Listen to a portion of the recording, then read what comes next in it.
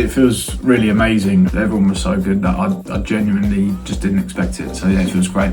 Probably when I got a Lee Evans DVD when I was maybe 10. And I used to watch a lot of Harry Hill's TV Burp, and that used to make me laugh. I didn't think it was something that I could do or would want to do. When you see stuff on TV, you just don't think you're ever going to be able to do that. It did make me go and sort of try and replicate it at school and try and make my classmates laugh and stuff.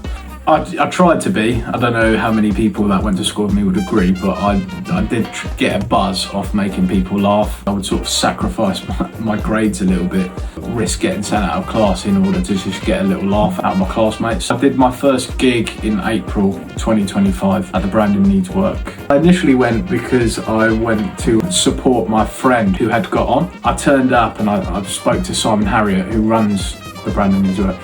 And I just said, I'm a comedian. I'd love to have a spot at some point. And then 5 minutes later, he came up to me and he said, someone's dropped out. Do you want to go on? There was laughs and then like titters and quiet in between the next laugh. So it wasn't like punch, punch, punch. I was happy with just one. I don't know. I do try and gig as much as I can, and I do spend a lot of time writing, and I'm constantly trying new jokes. So I don't know if it comes naturally. I have always just been really keen to make people laugh at any cost.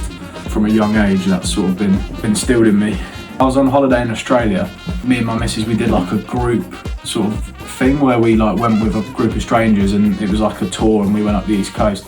We got to know everyone by the end of the tour, and at the end of the tour there was like a sort of like jokes awards being given out, and I remember being like, for some reason, desperate to win the Class Clown Award. I don't know why it was important to me, and I remember saying to my missus, like, I've been putting a shift in here for the last 3 weeks, I better win that award.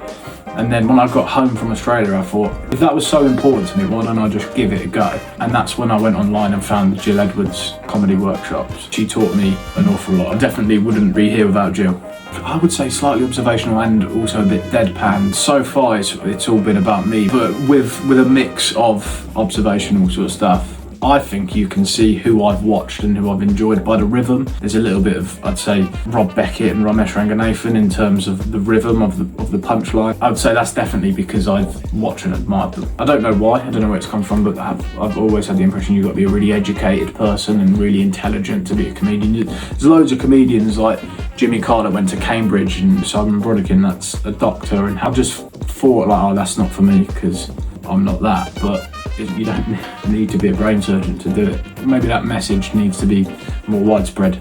Comic boom at the Komedia. My family came, really special. December, sold out, yeah, that one for sure. The atmosphere is just electric whenever you go and see anyone here. For a start, it's a really nice stage in the way it looks and the way you sit. They always put on a great show here. The staff are really nice and really welcoming, and it's just a really nice vibe. I've got a couple of open spots at pro nights, so I'm just going to pursue that and do my best there and hopefully make a good impression and be asked back. I'm going to keep writing jokes and gigging and growing. Hopefully I can, make something of it. Oh God, that is, it's like Sophie's Choice, isn't it? Where do you even go? I'll have to say Crawley. I'll have to back my hometown, Crawley.